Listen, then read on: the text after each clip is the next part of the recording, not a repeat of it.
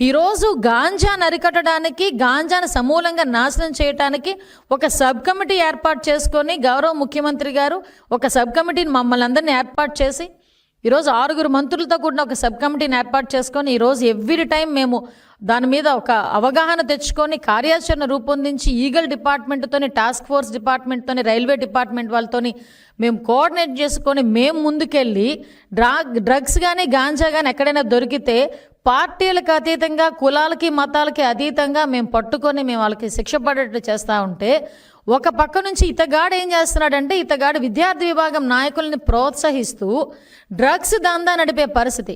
యూనివర్సిటీలో ఇలాంటి దందా నడుపుతూ ఆ పిల్లడు చరణ్ అనే పిల్లోడు అబ్బాయి బీటెక్ చదువుతున్నాడు, ఇంకొక అబ్బాయి ఉన్నాడు, ఆ అబ్బాయి కూడా బీటెకే చదువుతున్నాడు.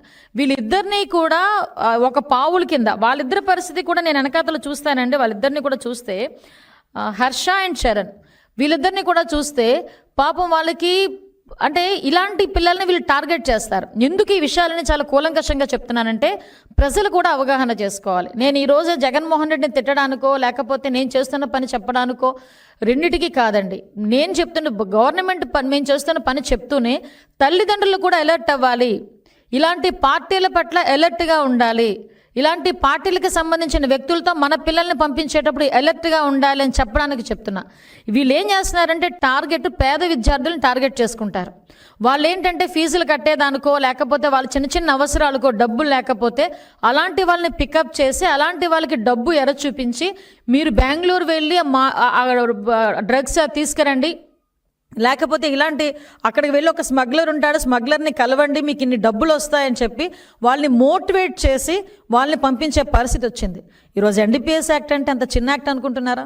ఈరోజు ఆ చరణ్ భవిష్యత్తు ఏంటి, హర్ష భవిష్యత్తు ఏంటి, ఆ కొండారెడ్డి భవిష్యత్తు ఎప్పుడో పోయింది. ఎందుకంటే ఎందుకు పనికిరాని ఒక నైతికత లేని నాయకులతో పనిచేసినప్పుడే అతని తాలూకా భవిష్యత్తు పోయింది. ఈరోజు నేను ఈ కొండారెడ్డ, చరణ, హర్ష వీళ్ళ సంగతి కాదు, వీళ్ళ చేతుల్లో పడి ఈ రోజుకి ఎంతమంది నాశనం అయిపోయారు, ఈ రోజుకి ఎంతమంది అలవాటు పడ్డారు ఆ డ్రగ్స్కి, ఎన్ని సంవత్సరాల నుంచి కార్యక్రమాలు చేస్తున్నారు, ఎన్ని సంవత్సరాల నుంచి స్మగ్లింగ్ అనేది చేస్తున్నారు. ఇలాంటి విషయాల మీద కూడా మేము కూలంకషంగా మేము చర్చించుకోవాలి, ఇన్వెస్టిగేషన్ చేయాలి, చర్యలు కూడా తీసుకోవాలి.